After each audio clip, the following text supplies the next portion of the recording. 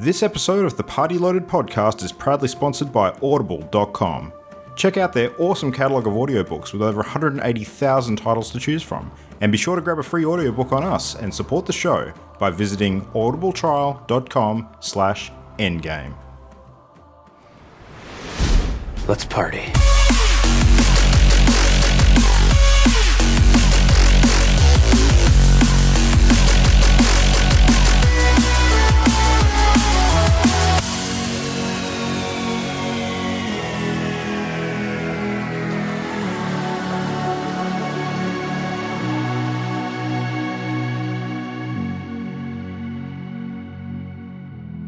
Hello, welcome back to another episode of Party Loaded, the video games podcast. My name's Luke Retallick. We're recording on the actual night of Halloween. So we got in early a few episodes ago and talked about all the spooky stuff, but this is actually Halloween evening. It is Monday, the 31st of October, and I'm joined by the usual cast and crew of the Party Loaded machine. We have Jam, we have Mimo, and we have Holly. Halloween! Hello. Hello!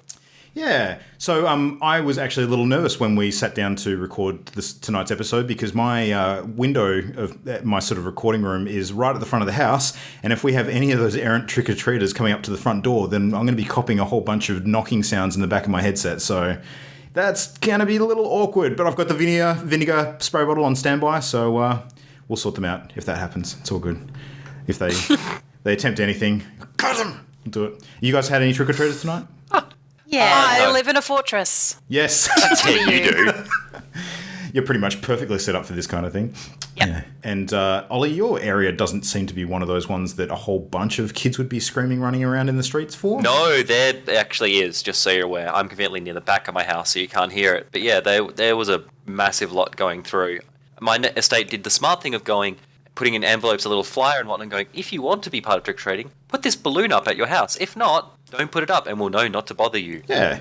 That's good. I'm all for kids having fun Actually and that kind smart. of thing. But isn't there like an unwritten rule around trick-or-treating that if you have Halloween decorations out at the front of your property, then it's okay to knock on the door? And Yeah, then but not if you everyone does the huge decorations thing and still does Halloween, though. Yeah, fair. I have Some a bowl suburbs of have chip candy, just in case. Yeah. Yeah. Some suburbs I know have, tonight they just have one street, which is just for doing it. So they all do it on one street kind of thing, and everyone kind of hands around stuff. Mm-hmm. But in one suburb, you just go to that street, and that's the street that does it. Yeah. The designated meeting point for festivities. Yeah. Because it's such a smaller thing in Australia. So. Yeah. And it's all done It's by getting now. You bigger. shouldn't have people knocking on your door at this time of night. They're Yeah. not kids. No, that is true. That is true in this day and age where everyone's clowns. scared about the demon clowns roaming the streets and that kind of thing. Yeah. It's going to get you. But I mean, on the topic of us sort of recording tonight, if anyone is paying attention, you probably realise that recording on a Monday night is not the norm for us. We usually have show night on Wednesday nights. But we're doing the show a few days early this week because there's this little thing coming up this weekend that we're going to be kind of busy at called PAX Australia. So, Woo! yeah, which we're all... Oh wow, that was high pitched, Jim. That was really I high-pitched. practiced. I think there's probably a dog somewhere that just crapped itself, so yeah. Dog, I don't have no, a dog. my lap. No, so anyway, what that actually means at the end of the day is that typically our first episode of every month is our Party Game of the Month review episode. But for two reasons, we're going to be pushing that forward a month to sit at the beginning of December. Yeah, let's say December. One is because with all of the craziness getting ready for PAX this month, we just have not had time to do the game justice, and so we're going to, make sure that we actually get enough time to get together and play that one, so we can talk about it properly rather than just a hash sort of hack review. Where the trick is too that this particular game that we're going to be reviewing, Push Me Pull You, is a local co-op game, which means that we all want to be in the same space at the same time to play it and do it properly, which is a little challenging. It requires a little bit more coordination on our part, so we'll have to set that up. But the other reason is because PAX, and we're just freaking busy, and because it's kind of weird that we're not recording on the first week of the new month, so it got really odd, so we're just going to push it back. So sorry if anyone's been waiting for that. We're going to talk about something else cool tonight, which Jam and I have been studying up for throughout the week. Just a tad. We've been studying real hard. Like, I've been up studying all night till like 2 a.m. multiple times this week, just for everybody's sake. You know, we're really doing the right thing. Yeah, exactly. Dedication. It's just, you know, it's a tough job, but some people have got to do it. Anyway, more on that later. But in the meantime, we should get something out of the way. Very, very important thing that we like to do every episode recently. Operation Mimonaut. What's the latest, Imogen? Dun. What's going on? We need a sound effect. We do. We need like an Xbox achievement noise. Operation Mimonaut 5 and coincidentally final Mimonaut update. Well, except for the post-mortem, which we'll do. Yeah. Well, that's not an update. Post-triumph. Well, okay.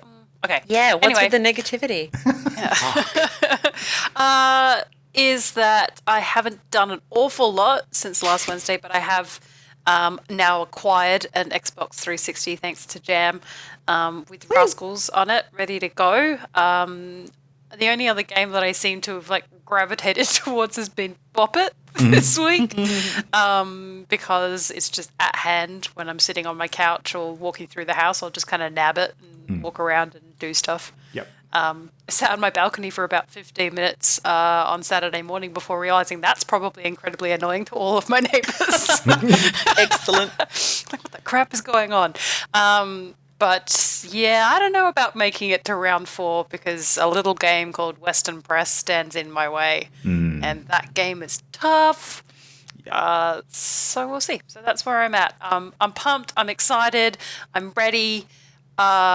I want to see everyone's smiling faces, and I'm just very excited. Yeah. So I have a small question for you. What's your top Bop It score so far? Oh, it's in like the 90-something. Oh, nice.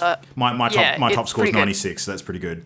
Oh, sweet. Yeah. Yeah, no, I got into a real rhythm. That was on the Saturday morning. I was just bopping around on my balcony. I do live in an apartment complex. That's why I said I live in a fortress before. But I'm not quite high enough to be out of eye view, so I did also realise that I was dancing on my balcony with a rubber. A minor detail. So you're welcome, world.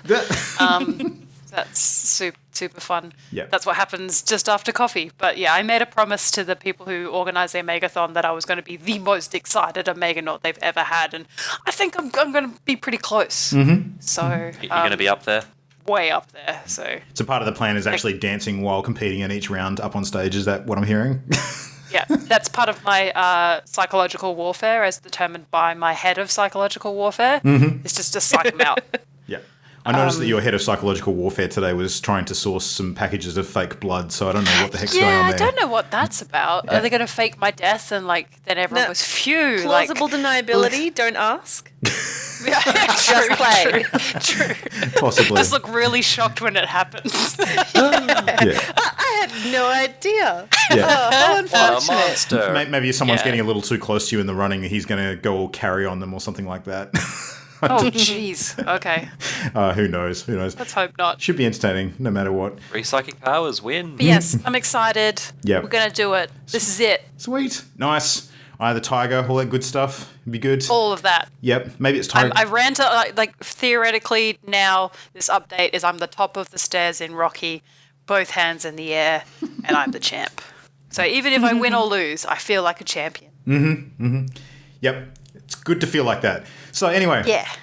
Moving on to other gaming that we've been doing. Sorry. That sounded terrible. I didn't mean it like that. You're good at that, Luke. You're really good at that. Ollie, have you played any dear. Battlefield 1 this week, or have you been busy man? Nope. Nope. I've had a thing called work. Yeah. It's been great. So you've been putting in the hours to actually make it away on your trip. I've played a little bit of Battlefield 1 this week, and I have a slight update on it. I'm very, very cooling on Battlefield 1. So... particularly the multiplayer. I was very, very enamored with it in the first sort of opening week. But what I think I've realised about Battlefield 1 is that I really, really love the single player campaign. I think it's a lot of fun, and I like all of the story sort of stuff that they've woven in. But you hate the multiplayer. I don't hate the multiplayer. I just don't think it's a good fit for me, is kind of what I'm getting at.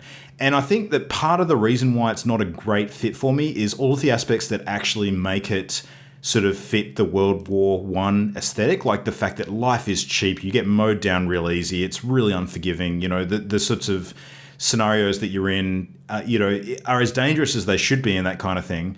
And, just coming in, wave after wave does kind of simulate that kind of conflict really well. But I'm finding that my preferred flavor of first-person shooter very much is the team model, like the Overwatch style shooter, where you have a bit more bullet soak and you stay in the fight for a bit longer, and it's a bit more dynamic in terms of what you can do.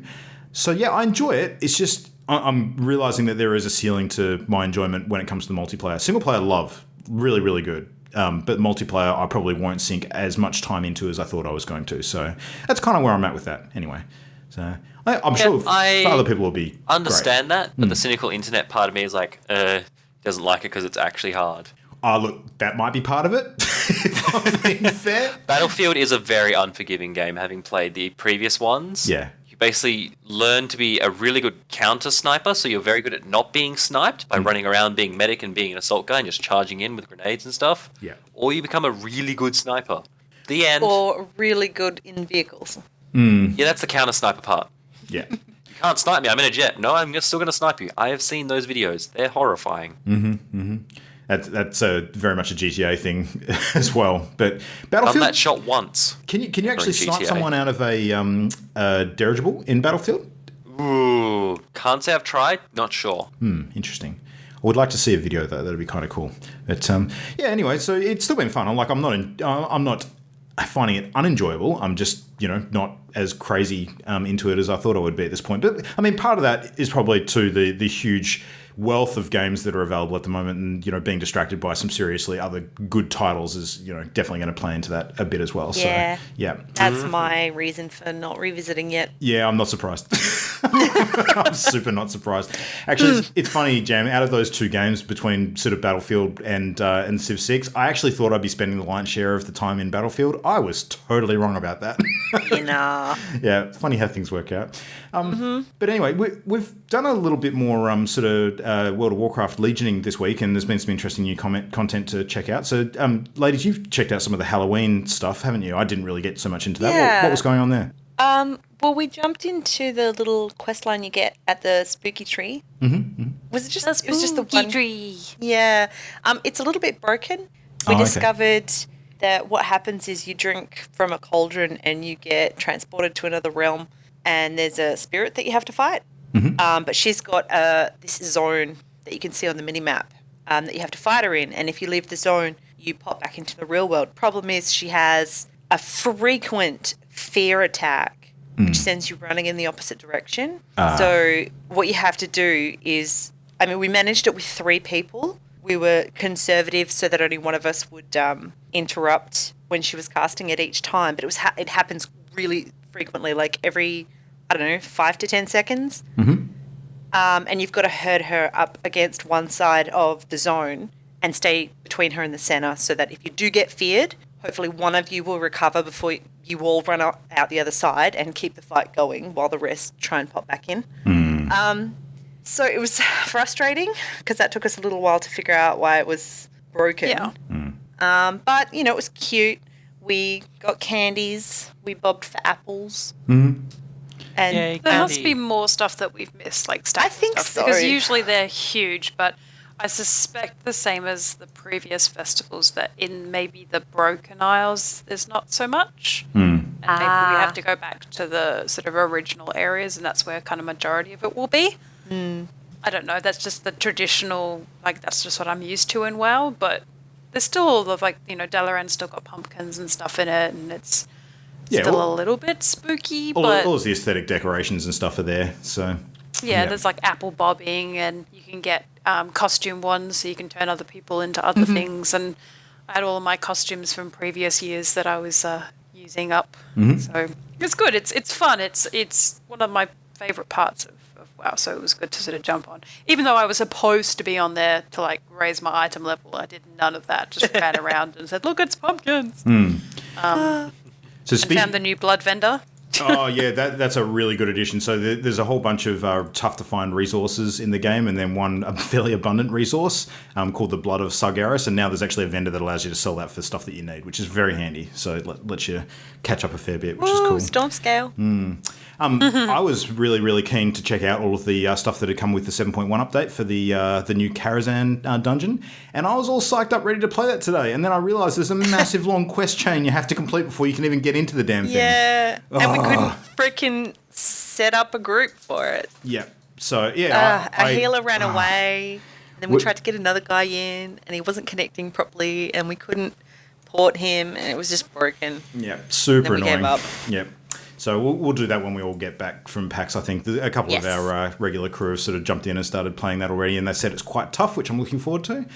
So it's good to have some challenging sort of end game content with good sort of visuals and things to look forward to. So yeah, that'll be cool. Something to look forward to. Yes, so not heaps of gaming this week, but that's okay because we've got tons to look forward to on the weekend, and realistically, we've only had about 5 days since our last show anyway, so... Also, the majority of mine will come later in the segment. Yes, and mine also. Vast majority. Absolutely. Well, should we kick into a bit of news then, and let's pick up with something that we discussed sort of a fair bit last episode, which was the Nintendo Switch reveal. So we've got a little bit of updated info from what we discussed last week.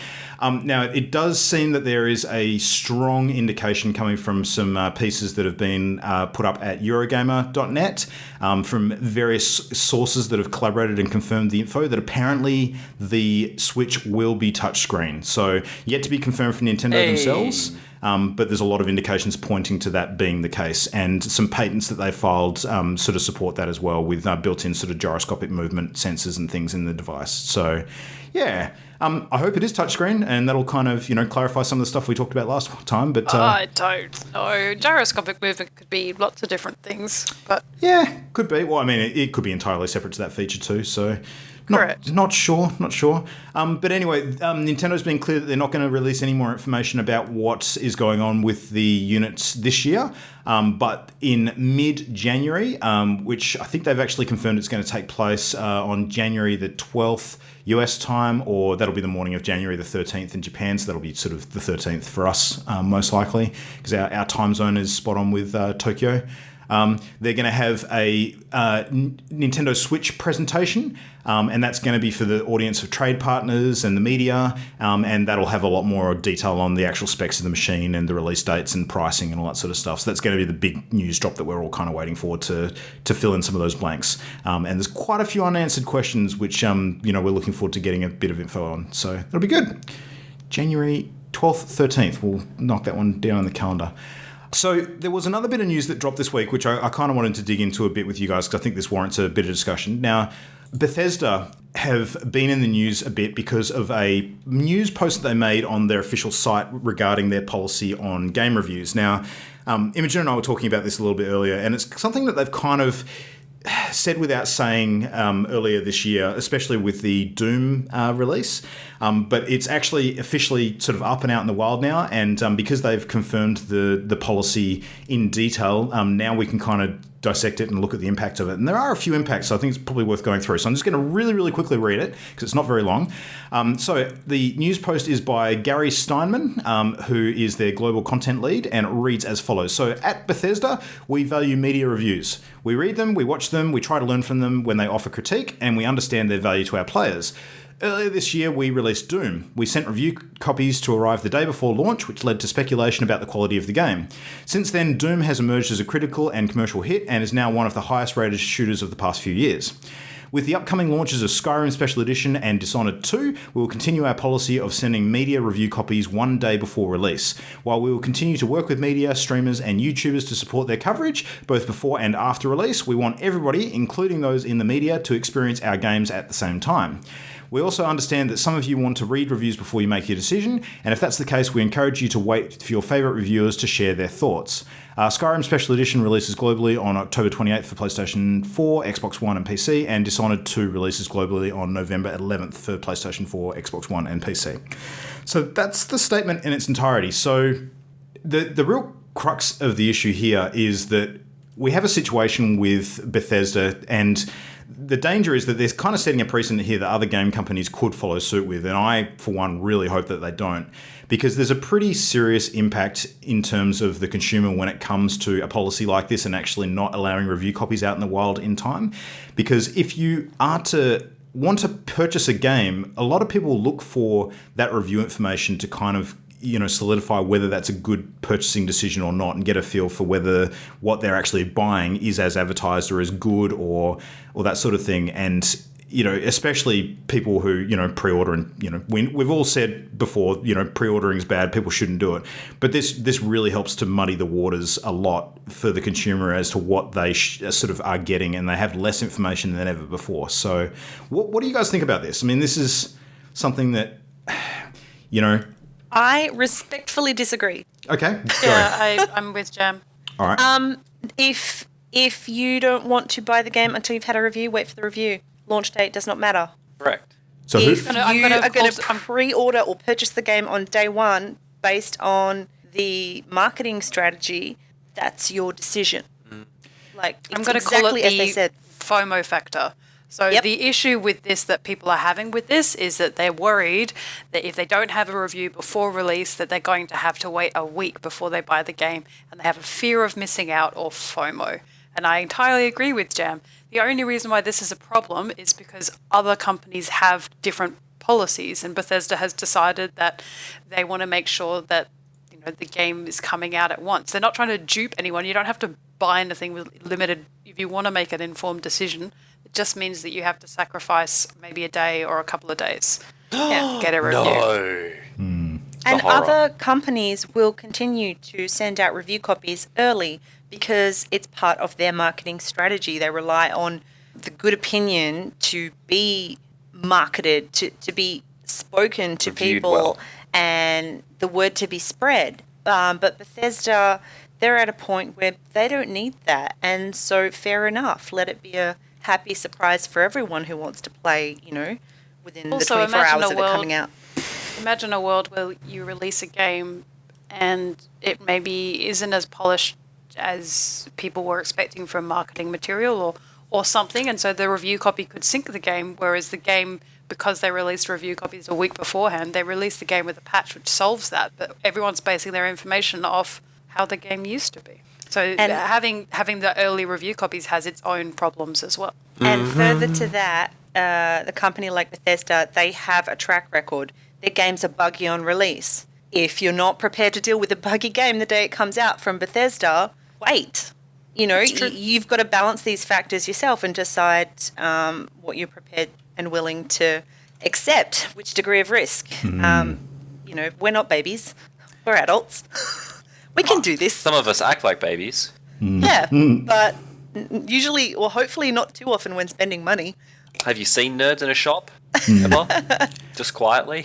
I super disagree with you guys. I'll explain why in a sec. But before I do, I want to ask you all a question. If, for example, because this is a recent example, Hello Games sent out copies of No Man's Sky early and actually allowed outlets to review it properly before launch, what do you think would have happened to the sales of that game? It wouldn't have been a thing, but that's the flip side. That's what we literally just said. Like, That's what I there is a just flip said. side of the reviews being allowed early, is that if your game isn't super crash hot, well, guess what? You just tanked your day one sales. Yep, exactly. And that is the only reason why companies are doing this, because they're skittish about tanking their sales. But, if they want to not tank their sales, how about they actually produce a good game?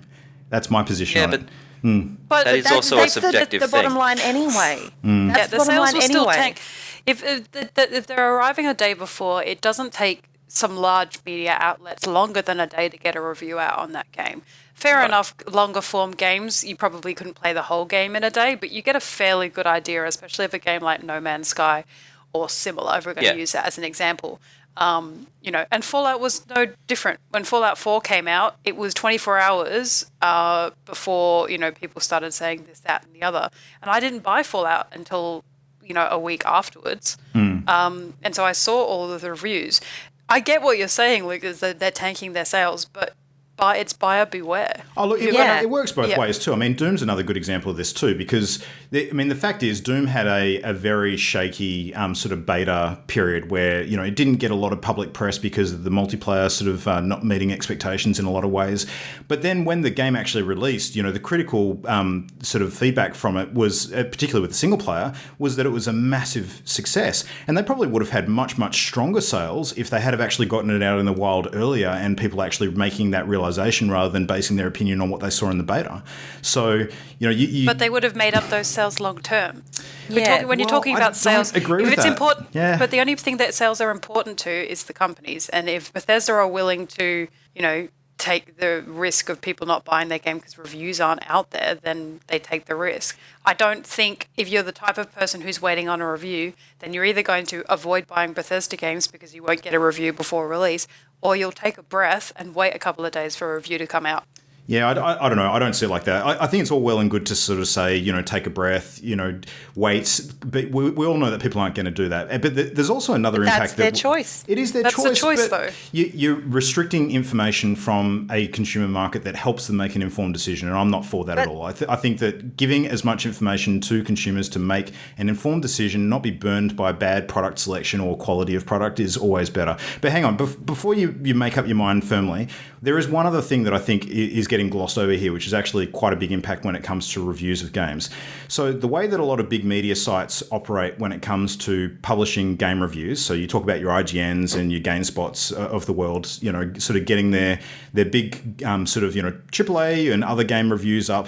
Time is a massive factor because there's a lot of stats to show that people are going to look at that content and make their decision on whether they're going to buy that game sort of within the first day or so of release.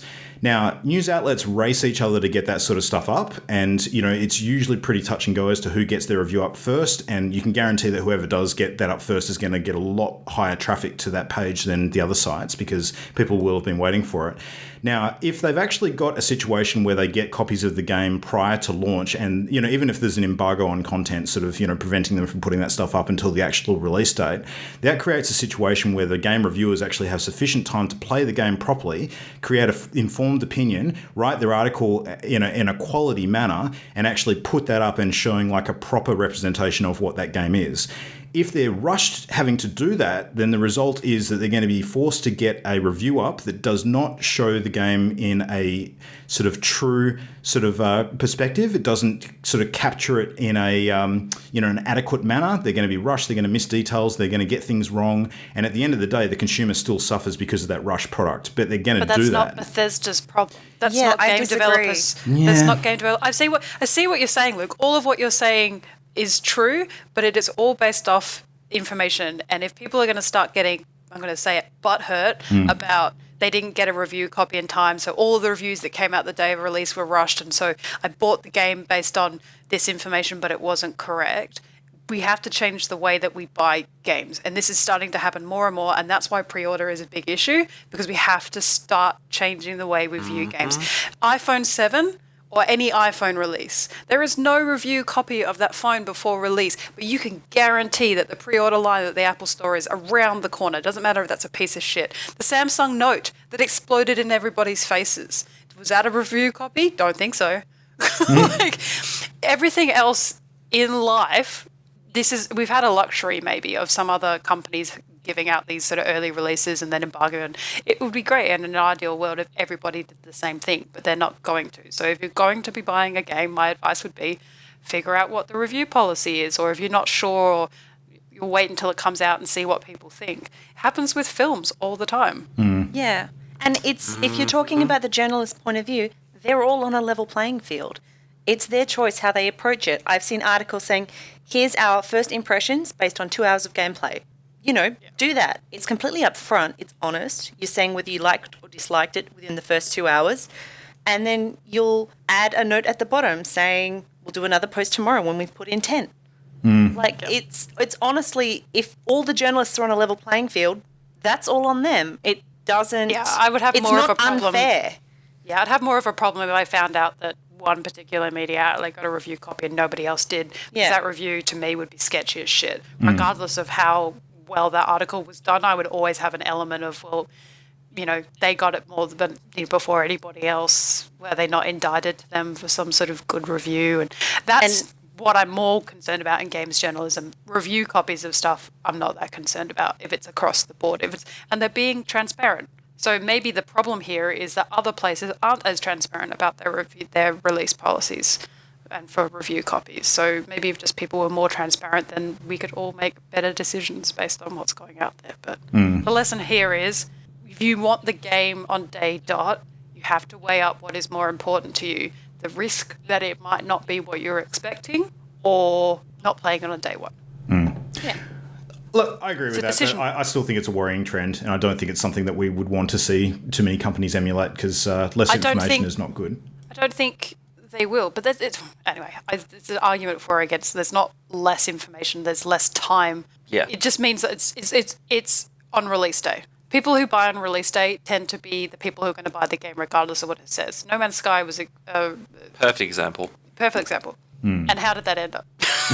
Yep. Almost like impulse control That wasn't is a anything thing to that do we all with- need to learn. Correct. Crazy. And pre-order is the big thing. So pre-ordering consoles or Don't get me pre-ordering started this, on that, and the other pre-ordering. based on, information that you're getting in marketing material, and then receiving that and going, but I thought it was going to do this because you watched one ad when you pre-ordered it and didn't listen to any of the other media. We have to change the way that we approach this if we don't want to be caught out. Be smarter consumers, people. Think about what you want and the onus balance it is not out on the with company. FOMO. The onus is on the consumer. Correct. Well, I think it's on both, but I think we can all agree that making informed decisions, rather than jumping on the bandwagon day one, is always going to be a good idea if you don't want to have the risk of being disappointed. So, yep. Cool. This year's been a really good case study in that repeatedly, I think. It's just been happening left, right, and centre. Anyway, moving on to Microsoft. So Microsoft actually had a bit of a demonstration this last week at a Windows 10 event that they were hosting. So they actually had a bunch of stuff on show there for VR and mixed reality and some HoloLens stuff. But one of the interesting reveals was that they actually announced that they're going to be working to create a line of third-party supported VR headsets, which are going to be available for Windows 10 users to purchase as of next US spring. And they're going to be a low-cost option starting at about US $300. So very, very interesting that Microsoft have actually gotten into that game a little bit more now as well. So makes total sense with Windows 10, being a good sort of link into that. It hasn't specifically mentioned Xbox at all, but I don't know, it kind of makes sense. Really interesting thing that I found out today, and I don't know if you guys are aware of this, is apparently you can actually use the PlayStation VR on Xbox. Did you know that? Wow. Super weird. Yeah.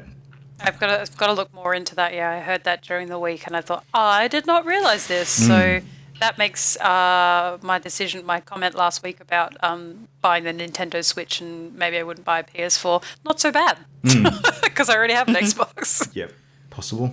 The thing that makes me wonder about what they're doing with HoloLens at the moment is, I think, the tech-wise, they probably wouldn't be too far off, actually finishing that thing or getting it to a point where they're happy with it. But is there actually a market for that at the moment? I don't know. Everyone's so focused on VR. I don't know if people are interested. Developers in particular are sort of developing for an AR market where there's probably only one product likely to be supporting that. So if I was a developer looking at Microsoft HoloLens, I'd be pretty skittish about the fact that, how many people are actually going to be playing this thing if it's only one unit and other companies aren't making a similar sort of product that I could also be launching on. Well, I think that's what the announcement really was about, that the mixed reality thing. So a headset that can do both potentially. Be interesting. Be kind of cool. The future is so fascinating. Yep. I mean, a lot of stuff's still up in the air and landing, so it's going to take a while for it all to settle, I think. So, all right, let's switch on to something which I know you guys love to hear me talk about, Hearthstone. All right, I'll keep it interesting for you today, though. All right, so this is less to do with Hearthstone and more to do with something cool that Blizzard are doing to support an expansion. So now it's long been rumored and virtually confirmed, in all but announcement that the next Hearthstone sort of content release is going to be shown at BlizzCon this year, which is going to be happening this coming weekend, the same weekend that we're at PAX. And there have been a few early drops of information about what that might be. So they've actually started running a sort of official gazette, which appears to be linked to something, but no, they haven't sort of given away what that is, called the Gadgetzan Gazette. Now, for those people who don't know what Gadget Zan refers to in the Warcraft lore, it's actually a trading outpost in the middle of the desert that's run primarily by goblins. And there is a card in the game already called the Gadget Zan Auctioneer, which is a goblin sort of themed card. Now, the big sort of theory going around the place is because this Gadget Zan Gazette references quite a bit of an unbreakable bank vault built by the first bank of Gadget Zan and a whole bunch of goblin mobsters and that kind of thing. A lot of people are theorizing this might be a mobster sort of, Gangs of New York or sort of Al Capone style sort of, themed goblin expansion for the game, which is a bit weird because they did a Goblins versus Gnomes expansion a couple of years ago. It was the actual first main one that came out. So going back to goblins again seems a bit odd, but it could be more about the location than the races. But the cool thing that they've done is that one of the ads in the Gazette is actually for a place called Talon's Bar, and that ad actually contains a link to, in inverted commas, chat with Talon. And clicking on that link actually takes you to Facebook Messenger, where you can actually talk to Talon. Talon's effectively a bot, and actually try and get further information about the expansion. And it's very, very well programmed that you can type in virtually anything and it will actually talk back to you in context. It's almost like trying to converse with Siri. So, and fans on the the Hearthstone subreddit have been trying to get as much out of that as they possibly can, like trying different combinations of conversation threads and mining it for details. And they've discovered some pretty cool tidbits. So It's like Her Story, Hearthstone edition. It's a bit like that, actually, yeah. So depending on different conversation lines you get with Talon over the message service, he sometimes shares a few screenshots of what's potentially new card art. There's some stuff that talks about, how safe different areas are. It can lead to him discussing a little opportunity that's coming up, different bits and pieces like that. But I just thought it was just a really cool, again, it's that AR promo stuff that Blizzard's been doing a bit of lately. And we've gotten sick of some of the stuff, like the Sombra stuff for Overwatch. But so hopefully they don't stuff this one up. No, well, I don't think they can because of the timeline involved, because, we're going to find out what it all leads to pretty much this weekend. But it's just a nice small little tidbit of a promotion as opposed to something that runs over 6 months. So I just thought it was kind of cool. So there you go. What's going on in GTA, Jam? Ooh-hoo-hoo. Some cool stuff happening? Yeah, they're celebrating their 3rd anniversary of GTA Online, which is just awesome. I can't believe I've been playing that for more than 3 years. That does seem like a long time. Yeah. That's amazing. And on 3 different platforms. So cool. Amazing. So, to thank everyone who's playing, if you log on before the end of October 31st, which it'll be a little too late when you hear this, you'll get a bonus $250,000 deposited to your Mace bank account by November 4. So as soon as we're done here, I'm logging on. If you're listening to this now and you haven't done it already, you're too late. Sorry. Yeah, sorry. You can spend this money on a wonderful sale that they're having right now. So previous updates, they're providing 30% discounts on a lot of weapons and vehicles and clothes that were made available over the years, which is very cool. And you've got until November 7 to purchase those with the discount. So you'll get your money on November 4. And they've also got the Halloween update, which I have to check out. I'm very excited. I love Halloween-y stuff in GTA. It's always so much New fun. outfits. Yep. It just looks super creepy. We did run around in some pretty dumb-looking stuff last year. That was a lot of fun. Yeah. I still look like that. Oh, really? I have not changed it. Nice. So some people will be particularly grateful for this $250,000 because they may find that their accounts have been reduced recently. Yeah. Yeah, Rockstar's been taxed.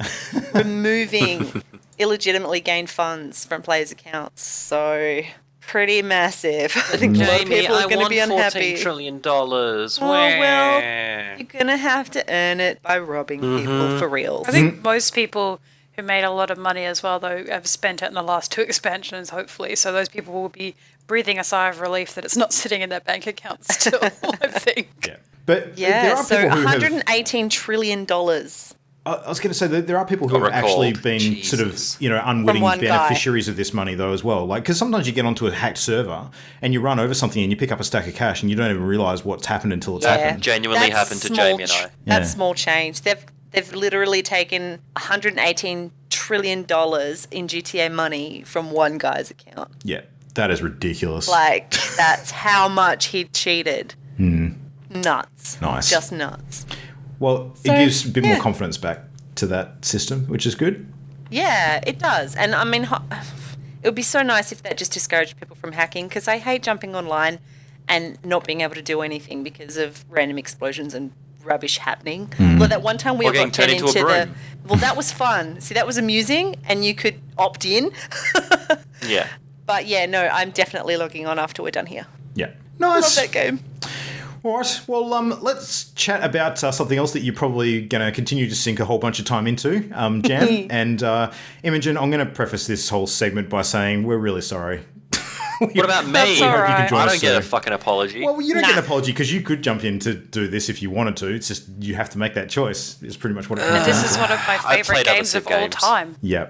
All time. So Imogen, you can time. kind of play the role of comparing what we're going to say to what you know of Civ, I guess. And Ollie, you're almost the everyman can as well. for this episode. So, No. Ollie, what I Civ can. games have you played? That's probably a good question to I start played with. Civ 4. You did. So have you played Civ 5 or Yeah. just 4? I've watched some Civ 5, and I've played Civ 4. Okay, and Memo, you played a stack of Civ 5, didn't you? Yeah. Okay, And interesting. a lot of the Civ that came out on the iPad as well. Whatever. I think that was 2. I want to say it was 2 or 3. Right. Might have been 5. Oh my God. I don't know. A lot. I've played all of them. So I played only a very tiny bit of Civ 5, but I played a stack of Civ Beyond Earth, and I think some of the stuff that they tried to do in that, they've kind of worked out how to better do it in Civ 6, which is good. So anyway, Jam, what the hell is Civ and what the hell is a 4X game? Tell us all about it. I love it. Civilization is just... Okay, so I first played Civ... Oh, I don't know how long ago this was. When it was called CivNet. The first time, I think they tried an online multiplayer. And, sorry, 4X game, you're going to have to help me out. 4X is exploration, expansion... Exterminate. Dalek. Yep. Help me. I didn't write notes No, for you're this. doing good. You're doing good. Keep Yeah. going. There's Oh, one no, more 50%. to do with resources? Extraction. Exploit. No, exploit. Yeah. Exploit. You did good though, Jam. You did Well, good. yeah. It's this marvelous little game which creates Little. I know, a little procedurally generated map, and the map is a hex map, and the tiles are either water or they're land. And it scatters resources over them, gives them some climates, and plonks you down with like one little military unit and one little caravan of settlers and says, go on, make a civilization. Basically, it's glorious. I love it. So the different civilizations you can start with, like not everyone's the same. There's actually sort of great nation leaders that you can So sort of select many. and start with, or you can go random, which is a lot of fun as well.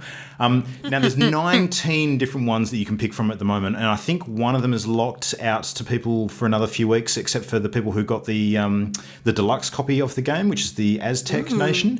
But yeah, 19 of them, there's heaps, and they all have different advantages and disadvantages and unique units and things that they have added on to the regular stuff that you can do. So now, Jam, I've played 4 of these now because I've actually got 4 different games going concurrently at the moment. Which ones have you played so far? So in the 2 randoms, I got Arabia. I'm playing Saladin. Yeah. And I'm also playing Gandhi in one of my games. Yeah. So I've got Gandhi going as well in the one that we were playing. I was playing Japan in another one, which is the first one I think we started up. The other night I was Gilgamesh from Sumeria. And Sweet. in my single player game, I've got King Frederick of Germany as well. So I feel like I'm forgetting one. I don't know. I've got 4 different games going at the moment, and Yeah. I've already sunk 25 hours nice. into the game since it came out. decent.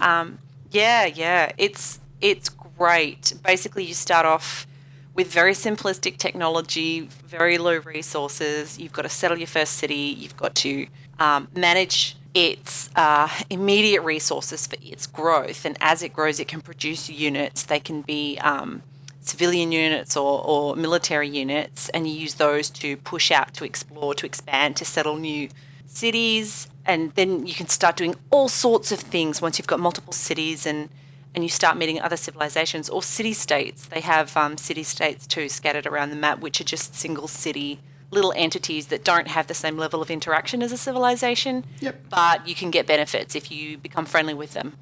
Or you can just smash them for quick resources. Yeah. No, which is cool. So, there's probably the big thing with Civ 6, and we'll probably want to go through this in a bit of detail, is what has changed with the game, because this game has so much to it, we can't possibly go through all of it in an evening. So we'll just focus on the stuff that's changed. And if you want to learn more about Civilization, there's actually wikis online which go through heaps of detail, which are definitely worth sort of reading if you're going to play the game. But suffice to say, there's 4 main ways to win the game, and then like a victory point fallback after that if you sort of run out of time. So the 4 main ways to win is you can dominate all of the opposing cities, which I think you win if you capture the capital city of each of the other nations in the game. Yep. There is a religious victory, so if you manage to push your religion onto all of the other major civilizations, you win as well. There is a tourism victory. What's the tourism one called, Jam? Culture, that's it. Yep. It's a culture victory, so you have to have more international tourists visiting your civilization than the highest number of local tourists that any other civilization is managing to field.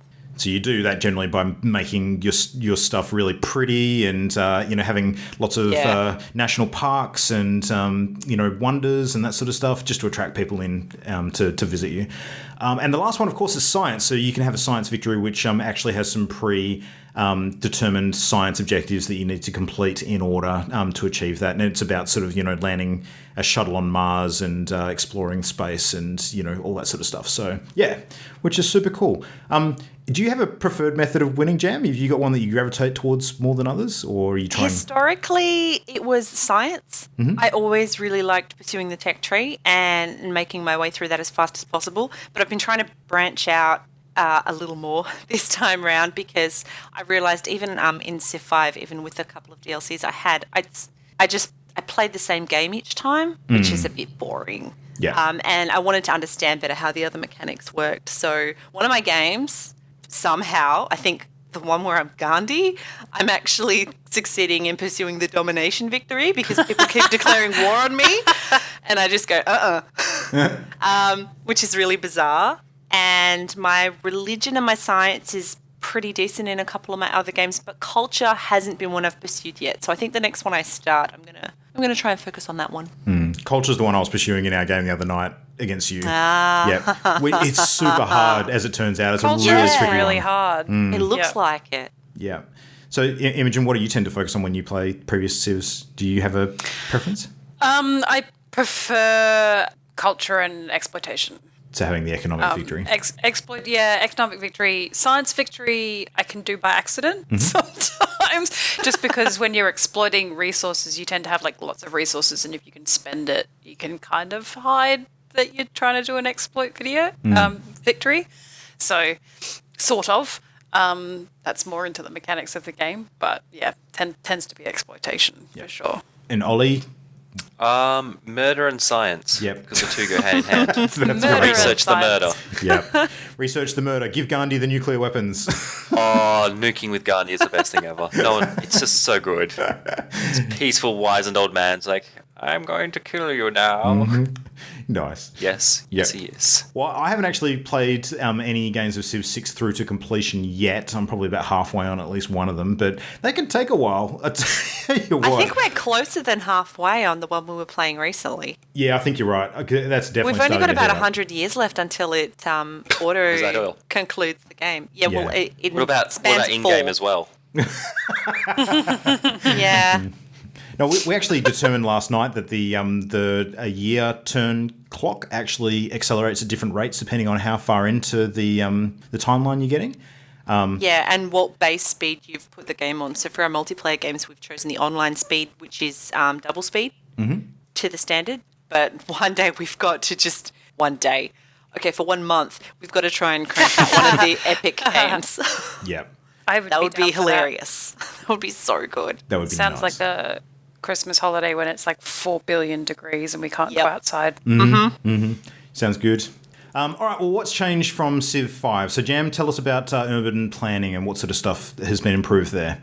Well, I mentioned last week a little bit, but one of the most interesting improvements I found is the addition of districts. So what used to happen is you'd get your city centre and you'd send your builders out around the city as its borders stretched to improve the tiles, but the buildings that you constructed generally didn't pop up on the map so much. A menu would pop up, it would list your city centre, and you'd build the buildings, but they wouldn't be visible. They'd just exist to provide benefits to your city. It's sort of stack on your capital kind of thing.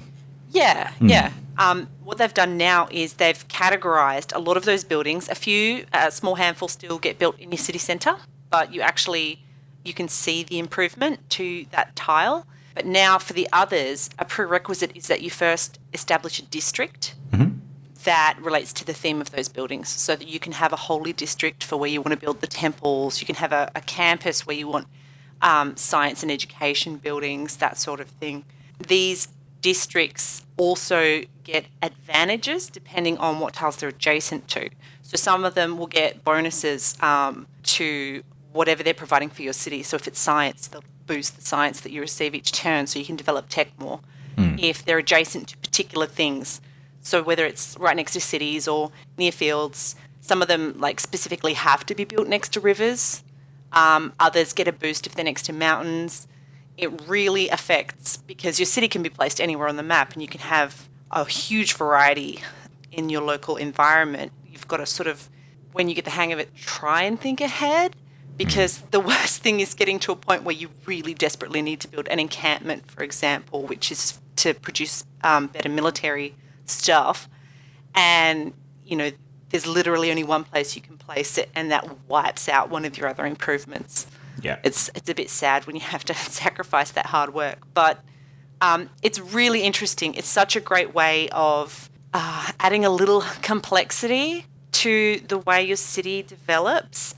They're also naturally excluding things. So I can't remember what it was. I think in the encampment, if you build a barracks, you can't build a stable, or vice versa.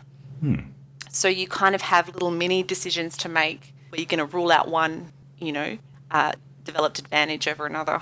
But it's really neat. And as you build each little building in that district, the actual physical, cute, cartoony look of that district changes. You see that building pop up. It's adorable.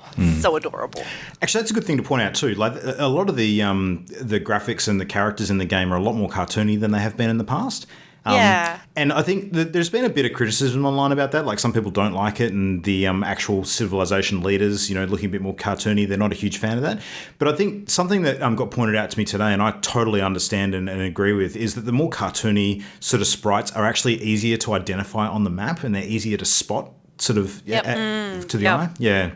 And they're a little more interesting, like Cleopatra with her oversized eyes flirting with you, or, the next guy with his big ears that you go, hee. It's just, it's fun. It's fun. The interactions with them are a little more, maybe lighthearted. Yeah. And that interesting. That idea of the animations behind everything, I hear a lot of people talking about that. I mean, obviously I've not played the game, but that's elements from other RTSs that I actually really like games like Caesar, where they would evolve as well, where they would change and, upgrade over time, and areas like districts and stuff would upgrade. I think that's really fascinating and gives you kind of another dimension to the game. So kudos to them. I think it's a good improvement. Yeah, and they've fixed an issue that used to happen if you built a city but it wasn't a coastal city. You weren't able to produce naval units. You just literally couldn't build a boat because your city centre wasn't on the coast. Now, if the coast tile is within 3 tiles of your city centre, you can still build a harbour there and produce the naval units, which is really good, because it means you can be a little more careful about your initial placement to maximise the resources early as you push out towards the coast, which I really like. And the automated road building to connect your cities is great. It just happens as a natural extension of your trade routes, and later on, I think some of your engineering bits and pieces, although I don't think I've got that far. Yeah, I've gotten the military engineers, and you can use them to create roads and stuff. But you're absolutely right. The way that the trade routes do it, it saves a lot of hassle. It's really, really good. Yeah. Yeah. No, it's good. So the other thing I like about sort of the way that they've controlled how you build stuff in your sort of urban planning stages as well as the consumable units. So rather than having like a worker like you used to have, now you actually have certain units that you have to build and they get used X number of times before they disappear. So you've got to be a lot more careful about what you spend them on. And the builders are probably the key one. So you build so you recruit or generate a builder unit, and it's basically 3 guys, and they can roam around and make improvements on 3 different tiles before they're all used up, and then you have to create another one.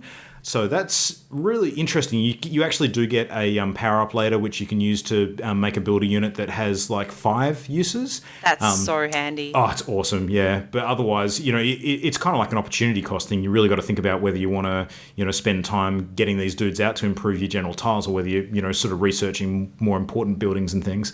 The magic, though, is that because the workers that used to, there'd be a time sink when you choose to improve a particular tile, whereas now the improvement's instant, but they're limited by, I've only got 3 improvements I can do, and then I vanish. So it's refreshing, because it used to just be so frustrating waiting for those improvements and having to pay the upkeep on that little civilian unit constantly. Your workers ended up being very expensive. Yeah, there's a few other consumable units as well. Like there's an apostle, which is like a faith unit, which you can use to sort of send up into your opposing cities, and you virtually detonate them like right next to the opposing city capital. It's like a suicide religious bomber. So you just run them straight up, detonate them, and they wash their faith over the opposing city and convert some of their number over to their religion, which is super. Oh dear. Super not PC, I guess, per se, but it works. That's it functions not well. what they're doing. They're not actually exploding your twit. No, I know they're not. Yeah, it just looks funny. It does. It looks cool. Because the little god ray comes down and then they've gone, and you went, Yeah, it's what like you doing? What you doing next to my city? Yep, that's funny. So the units like that too, like that are a bit more vulnerable, and particularly like your settlers when you're roaming around to settle like a new city, they can literally just be walked over and captured by the enemy, which is not good. But now you can link them to like military units, so you can actually have like an escort, which is really cool. The other day, I was trying to settle a new area, and it was just teeming with barbarians. I thought, okay, well, give this thing a military escort. It's not going to slow it down at all, but it's going to guarantee it, we'll get there. Even if it takes a couple of points of damage in the process, it'll probably still get there. So, yep, instantly success. Much, much better than before, where I would have had to position things a lot more carefully. Yeah. I also really like the new government and civic and science sort of advanced structures. So, I mean, Jen, you've got a much better idea as to what's changed with those from Civ 5. So what would you call out as the highlights? Well, the civic tree's, to my knowledge, entirely new. Mm-hmm. And it's great. It works just like the tech tree, but it instead you're researching civic policies. And as you research them, as they become available, you can choose to equip or change them around in the policy slots that your government has. Mm-hmm. You can also, through that research, more advanced government systems, which will allow you to have more policy slots and in a different setup, because you've got military ones. Gosh, what are they? Diplomatic. There's military ones, production ones, diplomatic. Diplomatic ones, and then wildcard. Yeah, I think so. Which can be sort of any of the above, or boosts to your great person progress. Yeah. And they also, each government type gives a couple of other little bonuses too, which can help weigh your decision towards one or the other. But it's really neat, and it just means it's a lot easier to switch that up and change it on the fly. I found the game we were playing yesterday, every couple hundred years, I'd actually stop and have a serious good look and say, okay, what's my priority now? Or, what are you guys doing? And how are you trying to get me?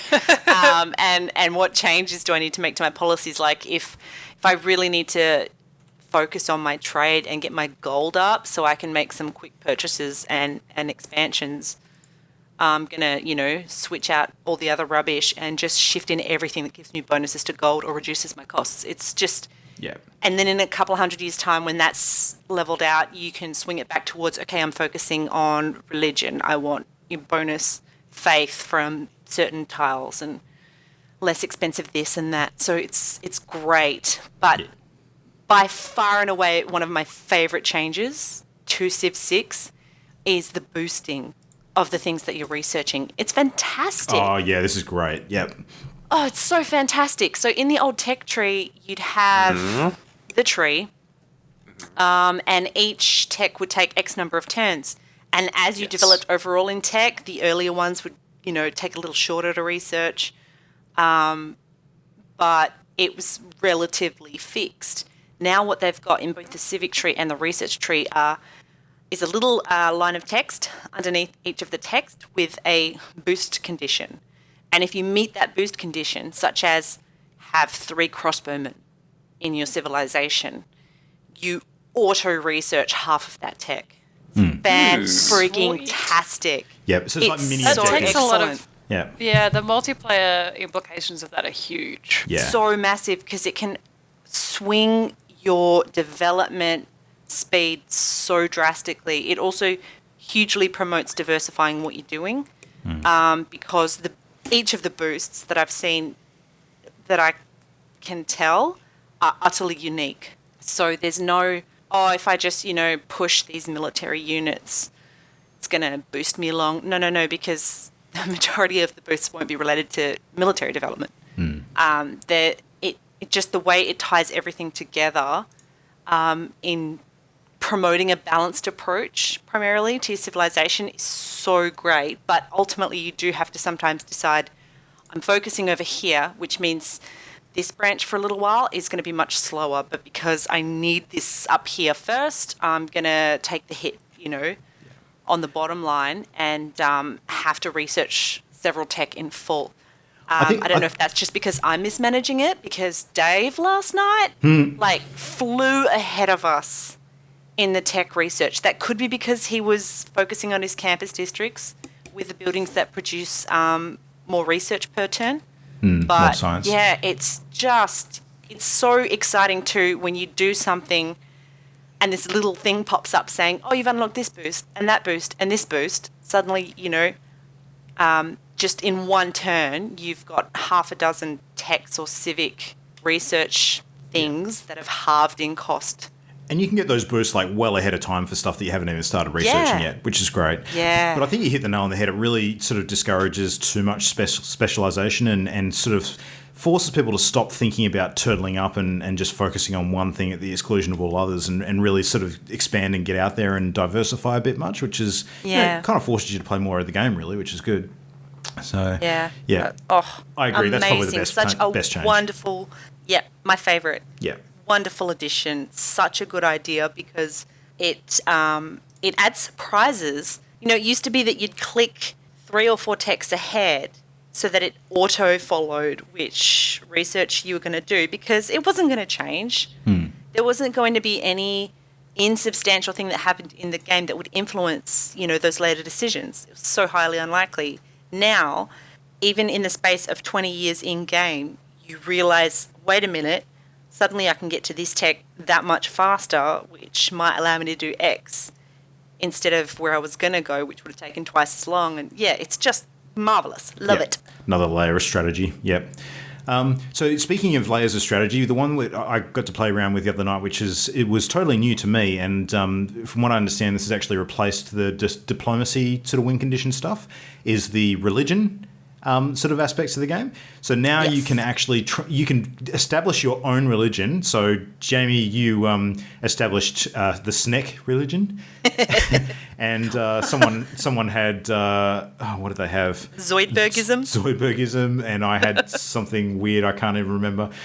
So you can name your own church. You can set the standard for what kind of religion it is and what bonuses it gives you and that sort of stuff. And then you can try and push your religion onto other players' cities, which is cool. And you do that by basically sending out sort of these faith ambassadors and inquisitors and I mentioned it before, the apostles and units like that to try and, spread your faith. And it is exactly like sending stuff into the opposing cities and, detonating them like a bit of a boost and just spreading it. But you can actually combat other players' religions too. Like these characters that are focused only on religion can actually get into, wars of faith with each other. Like they don't take part in regular combat with other units. It's literally just against themselves. It's like another layer to it. But I thought it was cool. It's really thematic. It's quite nice. I'm not sure what big advantages having that faith spread across the map gives you later on, apart from it being a win condition. But I think there are some policies that pop up later on. You can research in the civic tree that allow you bonuses when you're fighting other civilizations that follow your religion. Oh, okay, it's an advantage for you because you hold some sway with the people, in theory, which is really neat. But it's just funny. It's just funny seeing these little civilian units that otherwise can't be touched by any other player, just like fighting at each other, going, "No, you're wrong. I'm right." Yeah, so cute. It is cool. I'm really keen to get a religious victory and see what that looks like at the end of the day. So in one of my games, yeah, but you have to be careful because what the civilizations have now, they've got their own agendas. They've got two, I think they're called agendas, which affect their behavior towards other civilizations, and some hugely dislike when you try and introduce your religion to their civilization. They will denounce you and declare war on you. On that alone, I found that really interesting. I had China declare war on me because I had one wonder and they didn't have any, and they don't like having another civilization with more wonders than them. Yeah. So that was neat. They were very unfriendly. It's funny. Until they begged for mercy. Some of the civilizations too, like it's not just about them feeling threatened. Like some of them actually only sort of get friendly with you if they consider you their equal. So you actually have to build up different aspects of your economy for them to respect you and not sort of have that unfriendly. Or military. Yeah, exactly. Was the Scythians? They disrespect you, I think. Oh, I might be getting this wrong. If your military is not sizable. Yep. They're just like, whatever. You're not worth my time. And it's harder to trade with those sorts of nations if they don't respect you and all that sort of stuff. So, yep. Yeah, which is super cool. But yeah, like you can actually send out envoys to each of the different city-states and other sort of nations as well. And based on the number of envoys that you've got sort of located at each of their cities, you can get various different advantages as well. And that sort of fluctuates based on your standing with them and, how well those relationships are. But they can follow you into war. Like if you're there, is it suzerain? Is that how you pronounce it? Yeah, yep. If you're their suzerain, so you've got the most envoys in their city-state capital, and you declare war on someone, they're highly likely to follow you and aid you in battle. As I found out when you took your little friend and attacked me on my borders. That was a really bad move. Yeah, that was stupid. Yeah. That was kind of like I want to see how this mechanic works kind of move. I regretted it immediately. I think I'm very close to wiping them out. Yeah. And then you're next. Yeah, more than likely. Yeah. But that's okay. That's one of the 4 games that I've got going at the moment. So if that one doesn't pan out, I've got another 3 to fall back on. That's okay. Yeah. So, I mean, that's most of the changes and improvements. So we've been specifically playing around with a few different aspects. So is there anything you can call out from your experiences that you've really noticed that we haven't talked about already? I don't know if I want to say this. Yeah. So I used the spy mechanic for the first time last night. Yep. That is really interesting. Have you used it? Today in my single player game. Yep. Okay. I used it in our multiplayer game. That's all I will say. Okay. It's neat. It's neat. You send them in and start listening, and then you can start affecting things that are going on in that civilization, from stealing information on technology to affecting things that they're working on. I haven't used it a lot, but very interesting. Yep, you can use them in defense as well, so you can set up spies in your cities to defend against different types of spy attacks. Yep. Yeah, plot point in my capital so that the probability of success for an enemy spy coming in and trying something is much, much lower, and there's a higher chance that they'll get caught. Yeah. So yeah, yet that was another cool. layer of combat. It's crazy. Yeah. Oh man, no, I was super interested in the whole culture thing when we were playing our game last night, like the sort of attracting tourists and that kind of thing. Like it took me a while to get my head around it, but when I did, I was like, wow, this could be a really powerful way of developing a civilization. The science stuff is really fun, like some of the text that you uncover with your science. Like I'd like to get into the much later parts of the game after you sort of develop flight and nuclear fission and that kind of thing. I think that starts to get really interesting. The things I've really enjoyed about the game are some of the different settings that we've had when we set up a multiplayer game. So you can obviously play the single player against a whole bunch of AI, but you can also play it online with other players too. And that changes things slightly because against AI, you tend to go your turn, AI turn, your turn, AI turn, whereas online against other real people, you all play together and then you all sort of hit ready, and then when you've all done that, then the AI takes over. But it can create some interesting situations, like if you're in combat with another actual human player, the order in which the military units move and attack can get a bit dicey, and there's different settings you can use for that. So there were two. The first one we tried was when we actually kept having concurrent turns even in combat, and that got messy because I couldn't tell when my troops were allowed to move. They weren't moving, and you were shifting your troops around mine and attacking mine, and mine didn't seem to want to be able to cooperate. So that was iffy. I found it much better when we used the other option, which is concurrent turns unless you're in war, and then those who are in war switch to turn-based. That just works so much better. Yeah, it's much more practical, and it's easier to properly gauge things. Agreed. So yeah, I mean, overall, I mean, Jam and I have been playing a few games this week. A couple of other people in our usual group that have been involved in some of them as well. And I think, correct me if I'm wrong, but we've had at least 2 mornings where we've played right through to 2 a.m. and another one that came close to 1. So Jesus. Yeah, we've been sinking some serious time into this game. It's been ridiculous. Holidays! I love it. Yeah, I love it. But it is, and I mean, a lot of people say this about Civ, it is the game of just one more turn. You just get, suck it into just playing for one more turn, and then before you know it, it's 2 a.m. Yeah. Welcome to why I no longer play Civ games. Oh, man. Yep. I love it. I love it so much.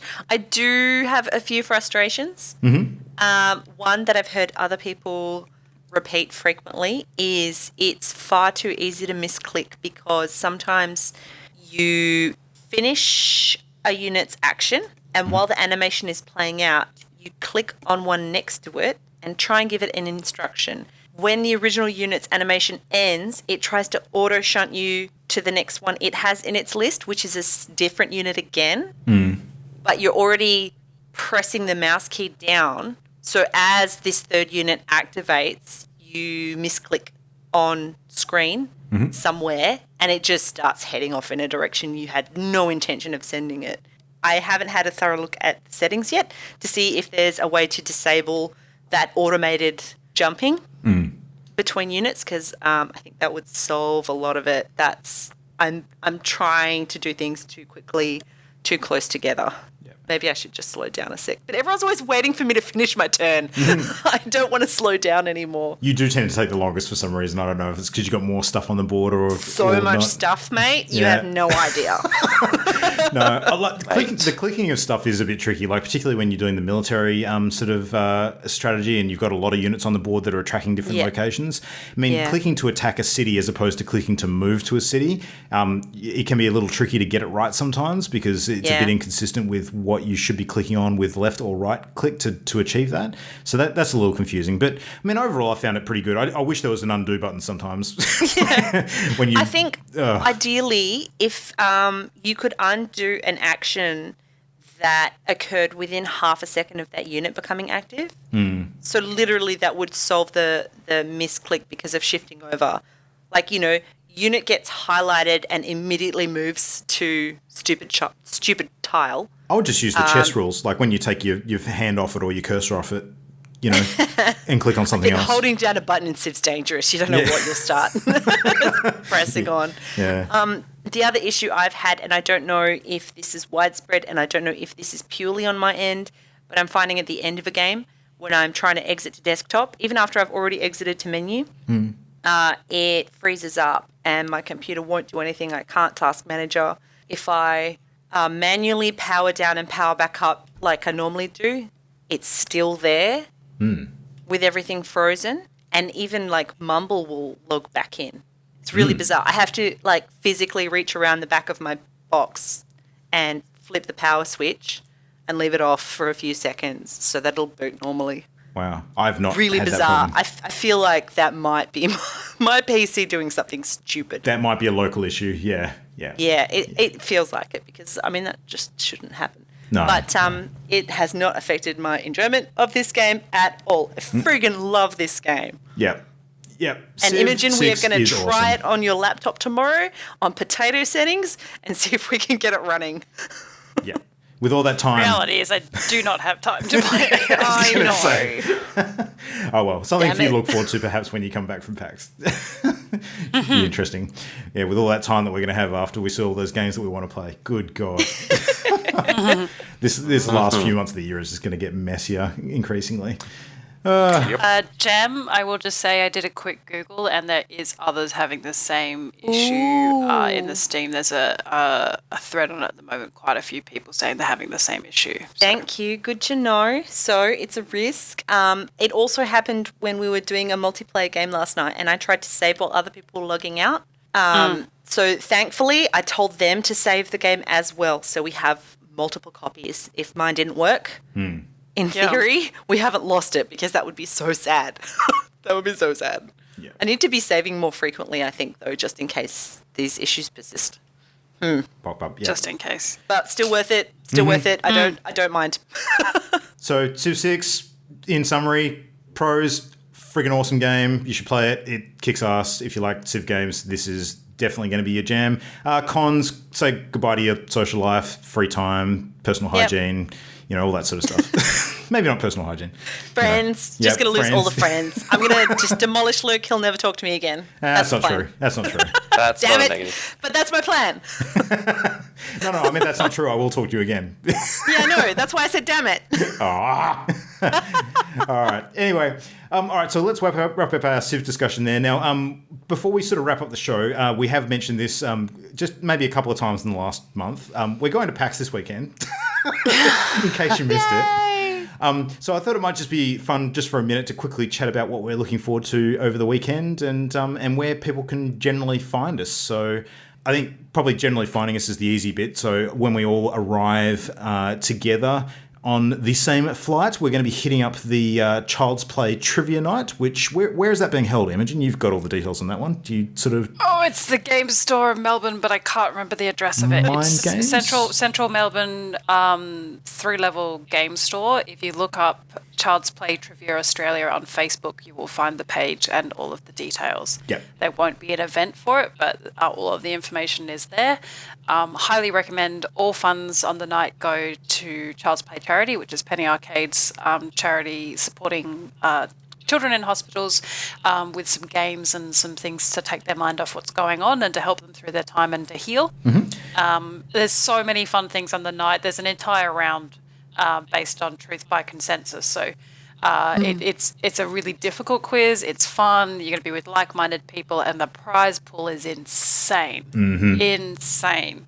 So if you're in Melbourne, come down, say hi, give it a go. Tickets are actually, we can't do that unless you're already coming because tickets are sold out. No. But if you do go onto the website, you can buy raffle tickets to be part of the draw of some of the amazing prizes as well, with funds going to Child's Play. And in theory, we'll be sort of outside that building at a time approaching the start time, so you may catch us on the way in if you happen to be there. Yeah. Or if you are already going, we've got 2 tables. We're table 1 and 2. Come say hi. Absolutely. But don't steal our answers. No. Actually, do steal our answers because they're not going to be very good. No. We got 1 out of 10 for the last science round, guys, so just heads up. Don't cheat from And us. you notable didn't have mentions for Ollie and I last stupidity. time, though, so we'll see how that goes. Should be interesting. Yeah, I don't know if cheers you for the guys vote are of going to... confidence. You haven't heard this round. Oh dear, it's going to be funny. That'll be good. So if anyone wants more information about Child's Play in general, you should listen back to episode 40 of our show where we actually chatted to Kristen Lindsay from Child's Play, and you'll find out all about that fantastic charity in that episode. Reference. Yeah, that's it. And then we got PAX proper on Friday, Saturday, and Sunday. So we're going to be running around doing all sorts of crazy stuff, seeing games, playing games, chatting to people about games, the sorts of things that we do. Of course, we will all be at the, if not all of them, the very first Megathon panel because Imogen will be competing, of course. I will be at all of them supporting my fellow Omeganauts. Yep. So you will always see me at Omeganaut panels and Jam. Yeah. Whee! So if you want to know who to look for, just look at the big sign of Meganauts outside the front of PAX and look for the face that is hopefully not crossed over by the time that you get there and check it out. Or on the app. She's on the app. On the app. Are they going to put a big cross through your face on the app? Probably. Brutal. Probably. That would be kind of brutal. That would be brutal. I've got to better screenshot it now. Savor it. Yeah. I'm Nice. in an app. Yeah. No, but we'll be around the place. I mean, our group tends to spend a fair bit of time in the tabletop area as well, sort of playing various board games. So I'm sure you'll we're catch us nerds. there at some point. And come have a game with us if you happen to be there. Because, I will say, if you are a fan and you're either on our Instagram or Facebook on the weekend, you might see a couple of happy snaps of us running around, so you'll know who to look for and what we're wearing on the day as well. So that will help. So just stay on the socials. If you want to ping us on the socials and say, where are you at now? If hopefully the Wi-Fi coverage is as good as it has been in the past, then we might be able to pick that up and come say hi. Yep. Yeah, I'll be on top of the Twitter feed and the Facebooks for a good part of the day. So, yep, you can definitely do that. It'd be good. But PAX, what's everyone looking forward to the most? So, Ollie, you didn't get to go this year, so what's your most anticipated thing that you're... Going. Yeah, going. Besides going. So when you actually get there, assuming you actually make it... That sums it up, actually. I have no particular interest besides actually arriving. Right. Awesome. So if the thing that goes I'm wrong... easy to please If the thing that goes wrong this year is that you actually lost your pass, then you're still okay because you made it over there. Is that what you're saying? Exactly. Plus, I have my media pass. I can just pick that up. Yeah, that's true. You got to get it in anyway. I have 2 passes. Don't forget your license because you'll need that to pick it up. Anyway. So, Jan, what about you? What are you most looking forward to? PAX Rising session. Always one of my favorites. Always. I can't wait to meet the League of Geeks people Yep. because, oh my God, I'm mellow. Got to tell them. Gotta fangirl so hard. Yeah, so hard. And just the tabletop area in general. I've got some D&D supplies that I have to buy. God, I gotta make a list. Yeah, and then generally everything that's around those things. Yeah. Just all of it. Nice. So, Mimo, you've obviously got the Megathon stuff to look forward to, which is a very unique experience that you'll have this year. Yeah, I'm super pumped for that. I'm really looking forward to the PAX Rising area as well. I always find something a little obscure. I forgot to mention one game that I was playing this week, and you should check them out if you are going to PAX, is the Mini Metro guys. I'm obsessed with that game. I'll be playing it on the plane on the way over, so I'll get you all guys hooked before we even get there. But yeah, League of Geeks would be awesome to go have a chat to those guys. Armello is one of those games that just sort of snuck up on me. I didn't really realise I wanted to play it, and now I love it. So that'd be really cool. And also, if I can make it to the Maker Strip for Penny Arcade, because at heart, that's where my fandom comes from, is Penny Arcade and the comics. So Yeah. that'd be cool. Microholic will actually be here this year, which will be good. Oh, don't jinx Yay. it. Don't jinx it. No, he should already be on his way. Yeah. It should be. I think if anything had gone wrong there, we probably would have heard about it already. So, yeah, fingers crossed that'll be good. I'm probably the same as Jam. I'm most looking forward to the PAX Rising area with all the indie games and developers. That's always a highlight for me, seeing some of the cool new titles out there. There's not any massive sort of AAA style exhibitors that I am that fussed about this year. Maybe Ubisoft. Ubisoft's got some fun stuff that they're going to be having on display. Yeah, Ubisoft's the main guys, I think, this year. Yeah, last year was Bethesda. This year, Ubisoft for me, I think. Yep. Might get to look at the new South Park game. Maybe have our faces farted on by a Nauseous Rift, perhaps, or something like that. Yeah. But that'll be fun anyway. And this year will be probably the year that the presence of VR will be a lot more noticeable on the show floor because there'll be a lot more peripheral Bring stuff. your hand wipes. Yeah, absolutely. That's a good point. We'll get that tomorrow, Jam, on our prep trip. Yes. Oh my God. Get all the PAX prep stuff. trip. Office works. But You can follow all of our activity over the weekend, of which there will be heaps. So we're going to be posting up on Facebook at facebook.com/partyloaded. We will be posting stuff on Twitter, which is @partyloadedshow. We're going to have a whole bunch of stuff on Instagram, which is basically just searching for Party Loaded on Instagram. And Or @partyloaded. Or @partyloaded, yep. And of course, the week following the big event, we're going to have a ton of video content going up on YouTube. So you can get to our YouTube channel from our main show blog, which is at partyloaded.com. Super looking forward to it, and we don't have much time now until we hop on a plane and head over. So I'll get this episode polished up and ready to go, and then we can all bugger off out of here and go and have the best time of the year. So it's going to be awesome. Anyway. I'm so excited. Oh my God. All right. Anyway, let's wrap it here. We'll hop off and temper ourselves this evening by getting some games in before we all head down to bed. And I'll see you guys in the flesh in less than 48 hours. PAX! Woo. Nice. I'll see you tomorrow, Jam. Okay. Training. Intense montage. Yes. Bye. All right, bye. Bye. Laters. The Party Loaded podcast is a Channel Endgame production. For this and more great gaming content, bookmark channelendgame.com.